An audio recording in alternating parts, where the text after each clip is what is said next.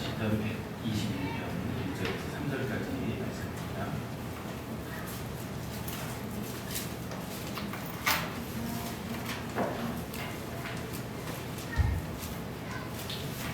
찾으셨으면 한 목소리로 함께 보시겠습니다. 내가 산을 향하여 눈을 들리라. 나의 도움이 어디서 올까? 나의 도움은 천지를 지으신 여호와에게서다. 여호와께서 너를 실족하지 아니하게 하시며 너를 지키시는 이가 졸지 아니하시리로다. 저희 집 아이들이요 1년 내내 기다리는 날이 있습니다. 혹시 무슨 날인지 아세요? 네, 생일날이에요. 왜 기다리는지 아세요? 뭐 애들이니까 뻔하지 않겠어요? 선물 또 하나 있어요. 뭘까요? 생일 케이크. 저희 오늘 사랑하는 교회가 11번째 생일을 맞았는데요. 선생님들은 생일을 얼마나 기다리셨을까 하는 생각이 들더라고요. 저희 집 아이들은 생일 케이크, 또 생일 선물, 사실 뭐 생일 선물이라고 해야 큰 거 뭐 해주지 못하지만 그래도 생일 선물, 케이크를 기다리느라고 생일이 어저께 지나갔는데 내년 생일을 내년 생일 선물을 못 사달라고 이야기하더라고요. 제가 그거 보고 야 365일 생일만 생각하고 사는구나 라는 걸 제가 알고 오늘 11번째 사랑하는 우리 생일을 지내면서 내년 12번째 생일은 어떤 일이 우리 있을까 하는 기대감을 좀 가져보면 어떨까 하는 생각으로 오늘 이 말씀을 함께 나눴으면 좋겠습니다. 사실 11번째 생일인데요. 그저 교회 생일이겠거니 이렇게 생각하실지 모르겠지만 사실은 제 생일입니다. 예. 왜 제 생일이라고 말씀을 드린다면 교회를 크게 두 가지로 나누죠. 무형교회와 유형교회. 왜 또 이야기하다가 교회 얘기를 돌아가시지? 하실 수 있는데 무형교회는 사실 저희가 무형교회입니다. 유형교회는 예, 교회 건물이 있고 유형교회죠. 과거에는 제 기억에 사랑하는 교회당 네, 이렇게 적혀 있었습니다. 혹시 과거에 신앙생활을 하셨던 분들은 이제 기억이 나실 텐데요. 예, 교회라고 적어놓지 않았고 교회당 혹은 예배당 이렇게 적어놨습니다. 제가 알기로도 일산에 들어오는 초입에 수식교회라고 있거든요. 이 교회가 원당에 있었습니다. 제가 그렇게 잘 아니면 저희 주일학교 전사님이셨거든요.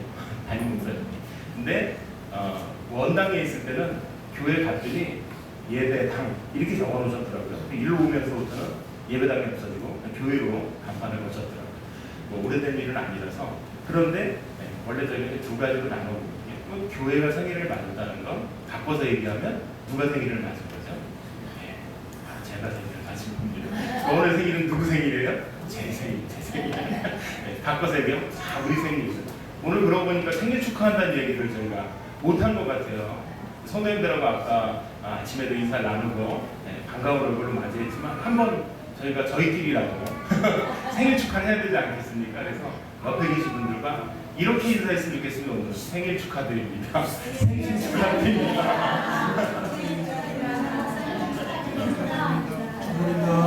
이러고 나니까 이제 내년 생일이 더 기다려지죠. 교회에서도 선물도 준비해 주셨고 또 제가 맛있는 생일 음식도 나눠주셨습니다. 내년 생일을 기대하는 마음으로 한 해 또 그 시간을 하나님께서 우리에게 믿음으로 달려갈 수 있도록 인도해 주실 걸 믿고 오늘 이 말씀 함께 나누기로 원합니다. 저희가 시편 121편은요 성전으로 올라가는 순례자가 불렀다는 노래입니다. 성전을 향해 가는 순례자 예루살렘에 이르기까지 때로는 그 길이 출발할 땐 기대감도 있고 기쁨도 있고 이런 희망을 갖고 나섰던 길이기도 할 것입니다. 그런 반면에 한편으로는 그들에게 위험도 있고 때로는 유혹의 길도 있을 거고 때로는 그들이 넘어야 할 많은 산들의 어려움들이 그들 앞에 있었을 것입니다. 물론 희망과 기대 속에 예루살렘을 향해 가지만 때로는 도적들의 위험도 따랐을 것입니다. 때로는 맹수의 위험도 있었을 것입니다. 더군다나 뭐 여행을 가는 사람들이 처음엔 잘 짊어지고 챙겨서 출발하지만 가다 보면 배고픔도 뒤따랐을 것이고 때로는 추위와도 싸웠을 것이고 더위와도 싸웠어야 했을 것입니다. 뿐만 아니라 여행으로 인한 피로가 누적이 돼서 건강의 연약함도 그들에게 문제가 되었을 수 있을 것입니다. 그 길에서 그들은 이렇게 이야기했던 것입니다. 나의 도움은 어디서 올까? 오늘 저희가 함께 읽은 1절 말씀에 기록되어져 있는 대로 나의 도움이 어디서 올까? 나에게 어떤 도움이 오는가? 어디서로부터 도움이 오겠는가? 라는 질문을 던지게 되는 것입니다. 이것은 내가 속해져 있는 그곳에서의 삶이 불안할수록 나에게 더 자주 묻게 되는 질문이기도 합니다. 어려움을 겪을수록 찾게 되는 질문이기도 한 것이죠. 최근에 우리가 속해져 있는 사회가 굉장히 불안했습니다. 뭐 전쟁의 위험도 느낄 만큼 항공모함이 몇 대씩 온다 그러니까 진짜 전쟁 나는 거 아니냐? 라면이라도 좀 사랑해야 되는 거 아니야? 뭐 이런 염려도 우리 마음속에 들었고요. 또 한편으로는 지도자가 없는 상태로 저희가 또 많은 시간을 보내고 있기 때문에 또 그렇습니다. 경제적으로도 그렇습니다. 끊임없이 양극화 현상이 발생되어지고 한쪽에선 어렵다, 힘들다 이야기하고 한쪽에선 그건 내 일이 아니다 이야기하고 이렇게 서로가 불안함 속에 살게 되어지죠. 뭐 길 가다 보면 알지도 못하는 사람들로 인해서 당한 사건들, 사고들이 연일 신문에 보도되는 일들을 겪으면 밖에 나가는 것조차 두려운 일이 되어졌습니다. 그래서 심지어는 낯선 사람하고는 말하지 않으려고 하는 현상도 나타나기도 하는데 어쨌든 우리의 사회의 전반적인 것들이 우리가 불안을 느낄 수밖에 없는 요소들을 가지고 있다는 것입니다. 그러면 우리에게 똑같이 이와 같은 질문을 나의 도움은 어디서 오는가라고 던질 수밖에 없는 것입니다. 마찬가지로 이스라엘 사람들에게도 1년에 3차례 예루살렘으로 향해서 나아가는 길을 갔어야만 했습니다. 이 순례자들이 광야의 길에서 그 거친 길에서 이들이 밤이면 또 추위와 싸웠어야 해요. 때로는 도적들의 약탈이 있었던 그 시간들을 견뎠어야만 했던 것입니다. 그것을 이겨내기 위해 막아내기 위해서 그들 나름대로 불침번도 세워봤을 것입니다. 그래도 도적의 공격을 막아내지 못하고 고통을 당하기도 하고 빼앗기기도 하고 또 억기움 당하기도 하고 했던 일들을 겪었을 것입니다. 그러던 그들 중에 누군가가 이제 잠자리에 들기 전에 먼 산을 눈을 들어서 바라보면서 오늘 이와 같이 내가 산을 향하여 눈을 들며 나의 도움은 어디서 올까? 이것이 편안한 잠자리에 들고 있는 사람이라면 이 질문을 안 했어요. 왜냐하면 잠이 스르르 들었을 때 이리 뒤척이고 저리 뒤척이고 하늘에 별은 총총히 떠 있는데 잠은 쉽게 오지 않아요. 고민이 많으면 잠이 쉽게 들지 않죠. 고민이 많아지면 잠을 자려고 해도 잠이 오지 않아요. 두 다리를 쭉 뻗은 것 같지만 마음의 다리는 뻗어지지 않아요. 그러다가 이리 뒤척 저리 뒤척 하다가 하늘을 바라보니까 별은 총총히 있는데 이제 다시 자리를 고쳐서 앉아보니까 먼 산들은 보여지는 거죠.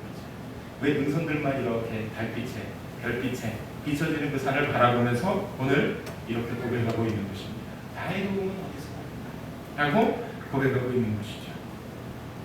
그래서 그는 고백하기를 나의 도움이 천지를 지으신 여호와에게서로다 라고 고백하고 있습니다.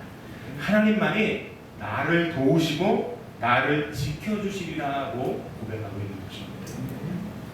저희가 잘 아는 것처럼 예루살렘이 평지에 있는 도시가 약간 고도가 좀 있는, 저도 이스라엘을 가보진 않았지만 기록에 보면 좀 높은 곳에 위치해 있는 것으로 이야기합니다. 그러다 보니까 이 높은 곳에 있는 도시들의 특징이 뭐죠? 산 넘으면 또 산, 네, 또 산 넘으면 또 산. 그렇지 않습니까? 그러니까 순례자들이 예루살렘을 향해 가는 그 길이 순탄한 길이 아니었어요. 이 산을 넘으면 또 산이 있고 그 산을 넘으면 또 산이 있고, 네, 어김없이 넘고 넘어서 제가 어렸을 때 이 만이산을 간 적이 있는데요. 아마 그때도 아버지 따라서 남전도에서 아마 갔던 걸로 기억이 듭니다. 3학년, 4학년쯤 됐을 때. 저는 산에 가는 걸 그때 잘 안 하던 때여갖고 안 올라가고 싶었습니다. 근데 먼저 갔다 온 친구들이 뭐라 그래요? 10분이면 올라가. 이렇게 얘기하더라고요. 아니 저희 들어가서 예배드리고 잠깐 나왔는데 먼저 올라갔다 온 친구들 얘기가 10분이면 올라가 이 얘기를 하더라고요. 그래서 10분 같으면 갔다 올 수 있지 뭐.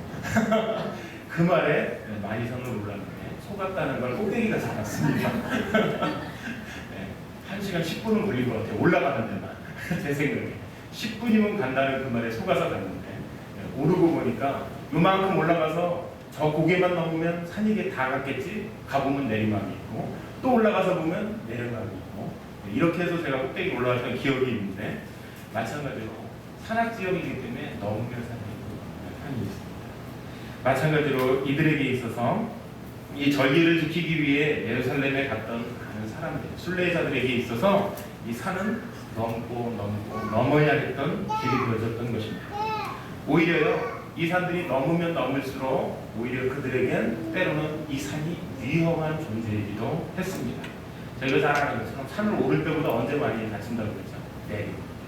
네, 마음의 긴장도 풀리고 내려가는 길에 사고도 많이 난다고 이야기하는데 넘다 보면 어떤 일이 몸에 상처를 당하는 일이 생겨나기도 하는 것입니다. 이처럼 예루살렘으로 가기 위해 펼쳐져 있던 많고 높은 산들을 바라볼 때 예루살렘으로 가게 되는 그 길에 나타나게 될 많은 위험들, 또 고통들, 고난들 그들 앞에 있었던 순례의 길이었을 것입니다. 어쩌면 그 길을 가는 내내 포기하고 싶은 마음도 들었을 수 있다는 생각이 들어집니다. 마찬가지로 우리가 가는 신앙의 순례의 길도 이와 같이 위험한 산들이 존재한다는 것입니다. 때로는 정치적인 불안도 있습니다. 내가 잘못한 건 아닌데 이렇게 닥쳐지는 여러 가지 일들이 있기 때문에 그렇습니다. 또 경제적인 불안도 있습니다. 점점 더 심각해져가는 양극화들로 인해서 당하는 고통들, 또 우리 주변에 겪는 많은 일들 보게 되는 것들도 이와 같은 경제적인 고통을 호소하는 경우들이 있습니다. 사회적으로도 그렇습니다. 어제 오늘 사이에 가장 이슈가 됐던 건 바로 이 황사와 미세먼지입니다. 하늘은 파랗게 보이는데 역사상 가장 최악의 심각한 오염물질, 발암물질을 포함하고 있다. 숨 쉬는 거 어떻게 해야 되지? 입으로 숨을 쉬어야 되나? 하는 고민이 생기는데 입으로 쉬어보지는 않은데 또 목이 따끈따끈해지더라고요. 숨을 어떻게 쉬어야 되지? 코에다 마스크를, 필터를 장착하고 다녀야 되나? 과거에 만화책 속에나 등장했던 산소 마스크 쓰고 다니던 모습이 이제 우리하고 현실로 다가와 있는 것을 보게 됩니다. 그것뿐만 아니죠. 전쟁에 대한 위험 때문에 저희도 기도하고 또 하나님 앞에 고백하기도 했지만 이런 불안들이 끊임없이 우리 주변에 산재되어져 있습니다. 신앙인들이 가는 신앙의 여정도 높고 험한 위험한 산들이 셀 수 없이 많이 우리 앞에 놓여져 있는 것을 보게 된다는 것입니다. 이처럼 우리 인생의 순례의 길에 우리 앞에 놓여 있는 위험한 산들을 만나게 되는 앞에서 때로는요, 차라리 신앙을 포기하고 주저앉으면 어떨까?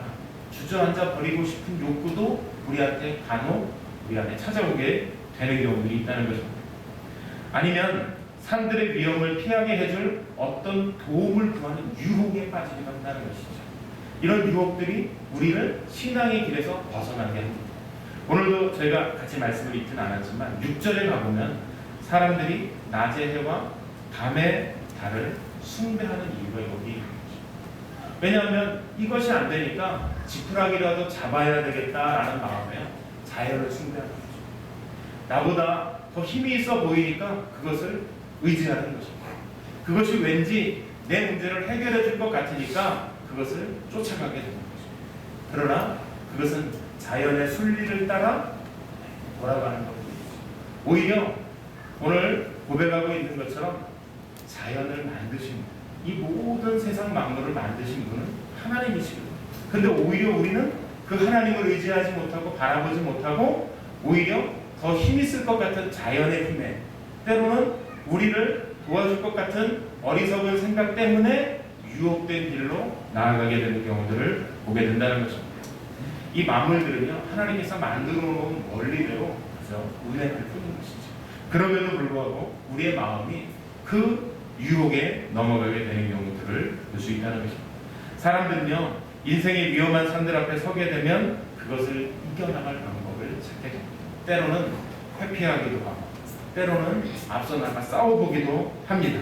그러나 아무리 훌륭한 것이라 할지라도 때로는 이 산들 앞, 우리 앞에 놓여져 있는 고난, 고통 앞에 무력하다는 것을 발견하고는 다시 물러서게 되죠. 때로는 그 물러섬 앞에 또 다른 유혹을 찾아 나서는 연약한 존재들이라는 것입니다. 그러나 이처럼 하나님께서 우리를 위한 진정한 도움의 손길이 되어주시는 분이심을 오늘 본문 말씀 우리에게 가르쳐주고 있습니다. 왜냐하면 하나님께서는 산들을 넘어 계시는 분일 뿐만 아니라 정작 산조차도 만드신 분이시라는 것이죠. 온 인류 만물, 천지 만물을 창조하신 유일하신 하나님이시기 때문에 그렇다는 것입니다. 오늘 2절에서 기록하고 있는 것처럼 나의 도움이 천지를 지으신 여호와에게로서다라고 말씀하고 있습니다. 이처럼 순례자들은 하나님의 도우심이 있기 때문에 위험한 산들을 바라보는 것을 두려워하지 않습니다. 내가 산들을 향하여 눈을 들고 어쩌면 그 산을 향해 처음엔 두렵고 어려운 마음으로 바라봤을지 모르지만 이제 그의 고백과 같이 이 산을 바라보는 것은 바로 순례의 길을 포기하지 않고 하나님께서 날 도와주실 것이고 나와 함께 해주실 것을 믿고 외치며 하나님 앞에 예루살렘을 향해 나아가는 것을 이야기하고 있는 것입니다. 우리는 무수한 산들이 앞에 놓여있는 순례의 길, 신앙의 길을 가고 있습니다. 산을 하나 넘으면 우리의 신앙도 성장하게 되어지는 것입니다. 산을 하나 넘으면 우리 앞에 또 다른 산이 나타날 수 있지만 그 산도 넘을 힘이 우리에게 생겨나게 되는 것입니다. 그것은 이미 우리가 또 다른 산을 넘어보았기 때문에 두려워하지 않고 하나님을 의지하고 나아갈 수 있게 되어지는 것입니다. 그런데 3절에 가보면 또 다른 문제가 하나 있다는 것을 이야기하고 있습니다. 그것은 3절 말씀에 기록되어져 있는 대로 여호와께서 너를 실족하지 아니하게 하시며 너를 지키시는 이가 졸지 아니하시리로다 라고 말씀하고 있습니다. 그럼 여기서 문제가 되는 것은 바로 우리가 이 순례의 길을 가는 동안 가장 의지했다면 의지했을 발에 대한 문제를 이야기하고 있는 것입니다. 순례를 가는 동안에 가장 의지가 되어졌던 건 이 발이었습니다. 내가 원하고 내가 걸을 수 있고 내가 산을 넘을 수 있었던 유일한 힘이 되어졌던 건 바로 내 발의 힘이었던 것이죠. 내 발의 힘으로 나아갈 수 있었는데 이 발을 의지할 수 없다는 것을 이야기하는 것입니다. 하나님께서 너를 실족하지 않게 하시며라고 말하고 있는 것입니다. 내가 생각할 땐 내가 내 발의 힘으로 간 것 같은데 오늘 3절에서 뭐라고 이야기하냐면 여호와께서 너를 실족하지 않게 하셨다고 말씀하고 있는 것입니다. 우리가 생각할 때 우리 신체 중에 가장 튼튼한 부분 중에 하나이고 어디든 갈 수 있게 해줄 가장 강력한 신체 중에 하나라고 생각합니다. 그런데 내가 믿고 의지했던 이 발이 가장 연약한 존재라는 것을 이야기하고 있다는 것입니다. 우리가 가장 신뢰하고 때로는 가장 의지할 수 있었던 이것이 가장 의지할 수 없는 존재가 되는 것을 이야기하고 있는 것입니다. 내가 믿었던 그것이 하나님의 도우심이 없이는 그것조차도 이루어지지 않는다는 것을 가르쳐주고 있는 것입니다. 인생을 살아가다 보면 어떤 무엇보다 이것만 있으면 돼. 나한테 이게 있기 때문에 난 두려워할 것이 없어 라고 이야기하는 분들을 만나게 됩니다. 그러나 세월이 지나고 시간이 흘러서 나중에 만나보면 그것조차도 그 어려움 앞에서 무용지물이라고 이야기하시는 분들을 만나게 됩니다. 이처럼 내가 의지했던 것조차도 그 어려움 앞에서 무용지물이 된다는 것. 그러나 오늘 하나님께서는 3절 말씀을 통해 우리에게 가르쳐주고 계신 것처럼 너를 실족하지 않게 하시고 내가 믿었던 그것이 아니라 하나님께서 나를 지켜주셨기 때문에 실족하지 않도록 붙잡아 주셨다고 고백하고 있는 것을 볼 수 있습니다. 때로는 우리가 믿었던 그것이 우리를 연약하게 만드는 것임을 이야기하고 있는 것입니다. 또 한 가지는 하나님께서 우리의 발을 붙잡아 주셨던 그래서 우리의 발을 지키시는 하나님을 믿고 하나님을 의지해야 된다는 것을 말씀하고 있는 것입니다. 그래서 하나님께서는 우리의 발을 좋은 곳에 두시길 원하십니다. 10편 31편 8절 말씀에 보면 이렇게 기록하고 있습니다. 나를 원수의 수중에 거두지 아니하셨고 내 발을 넓은 곳에 세우셨음이니이다라고 기록하고 있습니다. 하나님께서는 우리의 발을 넓은 곳에 세우셨다는 것이죠. 그것은 넓은 곳에 세운 것은 우리의 발이 더 안전하도록 하시기 위한 하나님께서 우리를 지키시고 보호하심을 말씀하고 있는 것입니다. 우리의 발을 더 영광스러운 자리에 두시기 위한 하나님의 인도하심임을 말씀하고 있는 것입니다. 이처럼 하나님께서는 우리의 발을 든든한 곳에 세워두시는 것입니다. 시편 40편 2절 말씀에도 이와 같이 기록하고 있습니다. 나를 기가 막힐 웅덩이와 수렁에서 끌어올리시고 내 발을 반석 위에 두사 내 걸음을 견고하게 하셨도다라고 말씀하고 있습니다. 우리의 발을 말로 형용할 수 없을 정도로 심각한 고난 가운데 있을지라도 하나님께서 견고한 자리로 우리를 이끌어 주시고 인도해 주시고 붙들어 주시는 것을 말씀하고 있는 것입니다. 마지막으로 시편 91편 12절 말씀을 보면 이렇게 기록합니다. 그들이 그들의 손으로 너를 붙들어 발이 돌에 부딪히지 아니하게 하리로다 말씀하고 있습니다. 하나님께서 말씀하셔서요, 우리의 발이 부딪히지 않도록 지키시고 보호해 주신다는 것을 말씀하고 있는 것입니다. 내가 생각할 땐 내 힘으로 가는 것 같고 내가 생각할 땐 내 의지로 가는 것 같지만 하나님께서 보호해 주시고 하나님께서 지켜주시고 하나님께서 돌봐 주시고 계시다는 것을 말씀하고 있습니다. 교회의 역사 속에 보면요, 정말 많은 순교자들의 이야기들이 있습니다. 그들의 모습을 살펴보면 우리가 살고 있는 이 상황보다 극한적인 상황 속에서도 실족하지 않고 그들의 신앙을 지켜갔었던 것들을 이야기하는 것을 봅니다. 상상을 초월할 수 없는 고통 속에서 주님을 향한 사랑, 그리고 그들이 그 주님을 향한 믿음을 저버리지 않고 끝까지 신앙의 길을 걸어갔었던 많은 순교자들의 모습들을 제가 기록하고 있습니다. 그러면 무엇이 그들을 이처럼 신앙을 버리지 않고 지키게 할 수 있었는가 생각해 보면 그들에게는 실족치 않도록 지켜주시는 하나님이 계셨기 때문입니다. 그러면 하나님께서는 그들만 지키셨을까요?